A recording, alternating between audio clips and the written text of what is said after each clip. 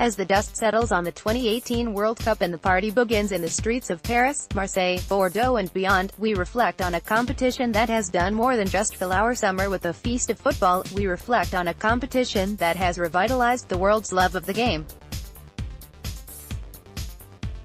In this era of modern football, we've become all too acquainted with the outlandish branding, the gluttony of cash and the murky underworld of agents and owners, of doping and match fixing.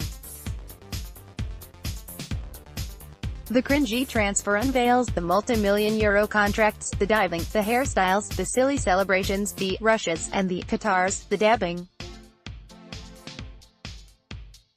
And then, as Paul Pogba stood arms abreast with the World Cup in one hand, and his shin pads in the other, he did what everyone was waiting for.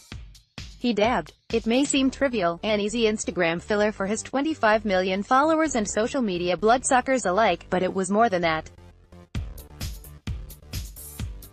It was Paul Pogba coming full circle. From a much-criticized social media superstar first, footballer second, modern football finally collided into one iconic caricature of itself, the face of everything that is supposedly wrong with modern football, from his revolving hairstyles to his £89 million price tag, became the face of the World Cup champions. The face of Paul Pogba, over the course of 4 weeks, no longer was a brand. He was a player, representing his country on the greatest stage of them all, where only one thing mattered, and that was winning games and loving football. And, ultimately, he led his team to the pinnacle of the game. The pinnacle of sport. Modern football has arrived in a form that we can love, and it's a smiling Pogba, a teenage superstar Kylian Mbappé, a lovable N'Golo Kanté.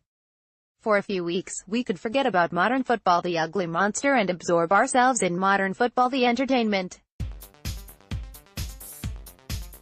The show, the stories and the history that wrote itself. There was Panama, and the cheers and tears as Felipe Baloy scored his nation's first ever World Cup goal.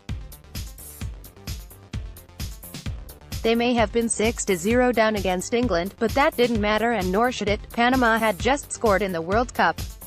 There was the 3-3 between Spain and Portugal.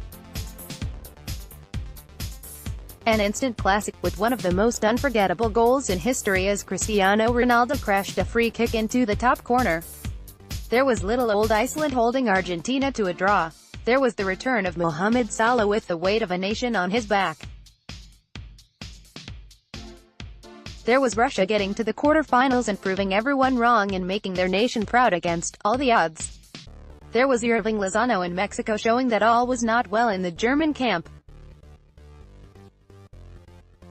Then there was Toni Kroos's free kick, and then South Korea, with nothing left to play for, put the final nail in Germany's coffin.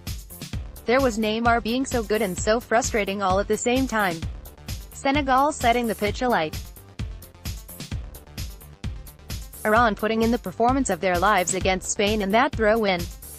There was Marcos Rojo's amazing winner for Argentina, amidst the madness of Jorge Sampaoli. There was the sadness when you realize Leo Messi may never win the big one, but does it really matter? There was every single team in the competition scoring a goal. There was the outside of the boot from Ricardo Quaresma, the fullbacks Benjamin Pavard and Nacho scoring screamers, the brace from Edinson Cavani, all the headers and all the penalties.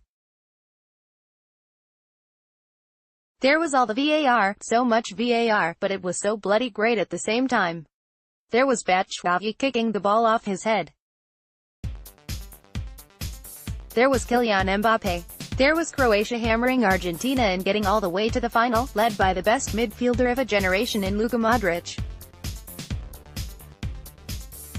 The brave Mario Mandzukic, Daniel Subacic's saves against England, Ivan Perisic's class and goals, the 3 extra times, the dreams and hopes of a nation smaller than Ireland, and the heartbreak at the very end as France proved too strong. And then there was football coming home. If ever there was a case of disillusionment in the game of football, it lay in the England national team.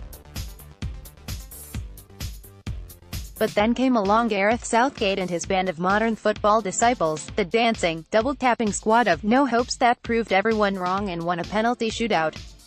That got to the semi-final for the first time since before any of them were born. that united a nation like never before, that became a living, breathing meme drenched in a line that was more than cockily proclaiming the return of the World Cup trophy for the first time since 1966, but rather returning football to the hearts of the people for the right reasons, for football finally becoming fun again, for being able to enjoy football for what it was. There was the love of the game, the sheer unbridled joy and celebration that exploded in a cocoon of sheer and utter madness over a sweaty, melting summer that won't ever be forgotten. The 2018 World Cup ended with France winning the World Cup, but to take the most ridiculous of clichés, there was only one winner: football.